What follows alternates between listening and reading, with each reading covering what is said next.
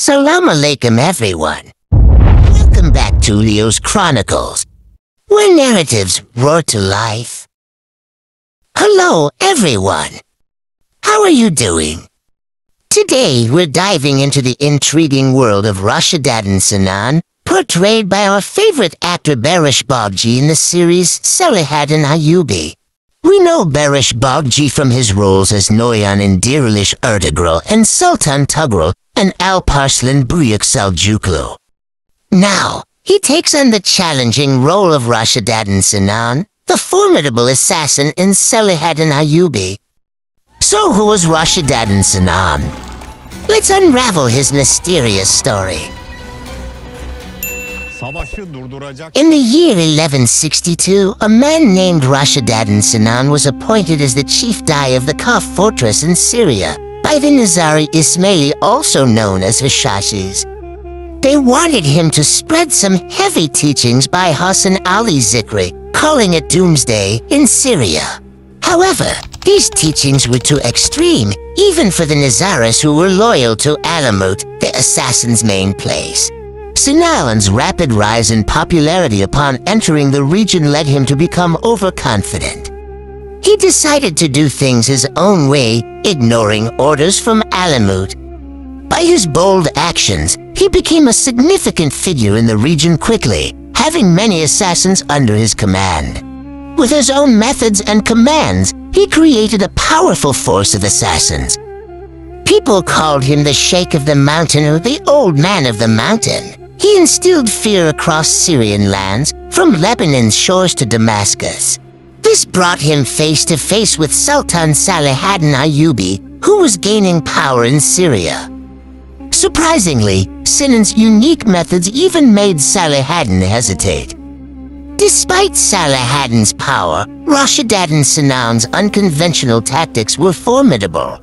Eventually, they formed an alliance that led to the death of the newly elected king of Jerusalem and reshaping regional politics.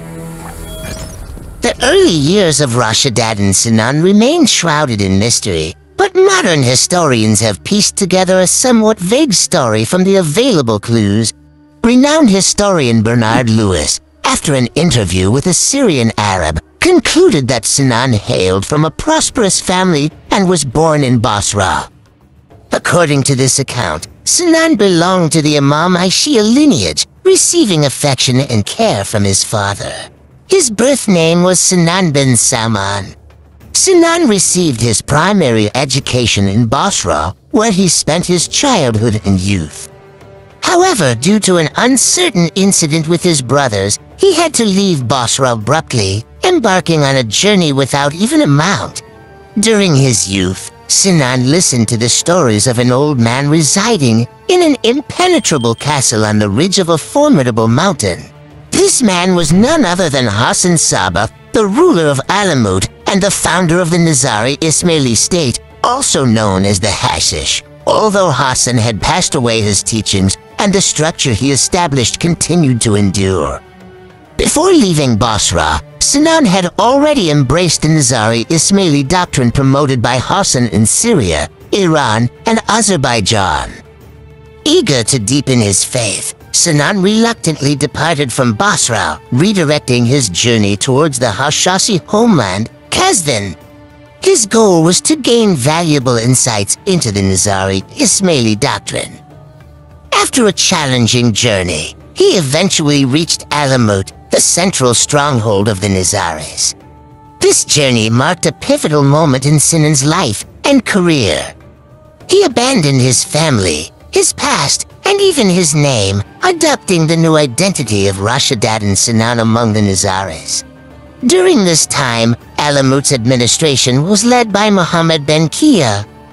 Sinan's sharp intelligence and assertive nature quickly caught the attention of Muhammad, and with his support, young Sinan was set to become the future Sheikh of Alamut. He engaged in intensive studies with Hassan, leading to a close friendship between them. Sinan dedicated himself to Alamut, never leaving the stronghold until Muhammad's sudden death, which became a turning point in his fate. After Muhammad's demise, Hassan assumed leadership of the Nizari Ismailis and adopted a more radical stance than his predecessors. In 1164, he introduced a doctrine named Doomsday, asserting changes to the Qibla and validating prayers and fasting, and permitting alcohol consumption. Following this, the Doomsday Doctrine spread across Iran and Azerbaijan. Hassan entrusted Sinan, one of his closest allies, with the task of preaching this doctrine in Syria. Reluctantly leaving Alamut, reminiscent of his departure from Basra, Sinan, acting on behalf of Hassan, established connections in Mosul, Raqqa, and Aleppo. His journey led him to the Kaf fortress in Jabalia Bahara, considered the Syrian center by the Nizaris. Conflicts within the Nizaris contributed to Sinan's rise as a political figure in the region. After the ruler of Kaf, Muhammad, passed away, internal turmoil ensued, culminating in Alamut's order appointing Sinan as the ruler of Kaf. However, from this point forward, he embarked on a political path independent of the Nizari Ismailis. Certain accounts propose that this separation occurred during the leadership transition from Hassan to Muhammad, despite others claiming it was during Muhammad's era. In these years, Sinan established a structure reminiscent of the Hashashis in his new abode. However, Hassan's Doomsday Doctrine proved too extreme for him. Sinan, no longer adhering to Alamut's orders, fortified castles under his control like Kaf Masyaf and Cadmus. Respected as a prominent Ismaili scholar and statesman among Nizari groups, Sinan's stories quickly transformed into legendary narratives. Syrians referred to him as Sheikh of the Mountain, while Crusaders called him the Old Man of the Mountain.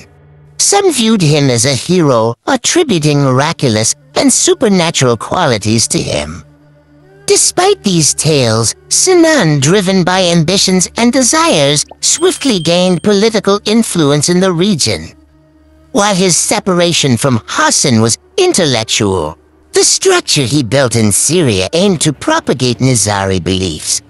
Sources suggest that Alamut aimed to eliminate Sinan, primarily due to his establishment of an independent Nizari state in Syria. After assuming control of Kaf as the center, Sinan bolstered his political network, fostering intricate relations with influential powers like Selahaddin Eyyubi, the Zangi state, and the Crusader county. Securing Ulayt Castle from the Knights Templar marked his initial political triumph, expanding his territory. Frequent visits to his own castles saw Sinan actively resolving issues. Despite strained relations with Nuruddin Mahmud Zangi, a delicate balance was maintained. Furthermore, Sinan extended diplomatic efforts by sending envoys to Amalric, the first king of Jerusalem, in 1173, resulting in diverse commercial and political agreements with the Crusaders.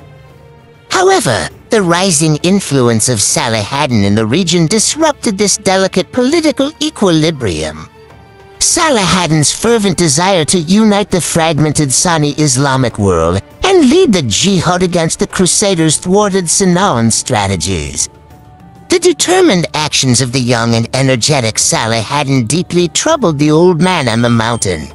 Consequently, numerous operatives stationed in Nizari castles like Kaf, Masyaf, and Cadmus swiftly departed with daggers bearing Selahaddin's name. Sinan supposedly inscribed the names of targeted individuals on these daggers, distributing them to the operatives. Thus, the assigned operative learned their target only upon receiving the dagger. The countdown to carry out Sinan's order commenced. Even if the person named on the dagger resided at the bottom of the sea, the operatives managed to reach them, delivering the dagger to their location. According to historical accounts, Selahaddin faced 2 assassination attempts orchestrated by Sinan's order. During the initial attempt, Sinan was allegedly enticed by Malik al-Saleh, the ruler of the Zandi state, and Selahaddin's regional adversary, offering promises of wealth and territory. This assassination plot was intended to unfold within Selahaddin's camp, but was thwarted by vigilant soldiers. The second attempt occurred as Selahaddin besieged Azaz near Aleppo, yet the Sultan survived the attack with only minor injuries credited to his sturdy armor. Following this, Selahaddin invaded Nizari territories and laid siege to Masyaf, a significant fortress under Sinan's control, aiming to eliminate the Hashashins who posed a continuous challenge. However, Selahaddin's uncle, Shahabuddin Mahmud, believed that fostering amicable relations with the Nizaris would serve regional interests. With diplomatic efforts, Shahabuddin Mahmud convinced Selahaddin to withdraw and even engage in peace talks with Sinan. Consequently, the rapport between Sinan and Selahaddin started to fall. There are rumors suggesting that one of Sinan's bodyguards clandestinely entered Selahaddin's tent, leaving behind a threatening note accompanied by a dagger. According to sources, this encounter unsettled Selahaddin to some extent, as Sinan's bodyguards had approached the Sultan's bed. Nonetheless, this incident faded into oblivion over time. During this period, Sinan and the Crusaders drifted apart. Shahabuddin Mahmud and Selahaddin found justification in this situation, leading them to decide to join forces against the Crusaders. This alliance yielded its first significant result on April 28, 1192, with the assassination of the new king of Jerusalem, Conrad of Montfort, in the city of Sur. Additionally, during this time frame, the Hashashins killed Shahabuddin al-Ajami, the vizier of the Zangi ruler Malik Saleh, at the exit of the Great Mosque of Aleppo. Consequently, Selahaddin seized the opportunity to eliminate two key adversaries in the region. However, some contemporary historians cast doubt on the existence of this alliance.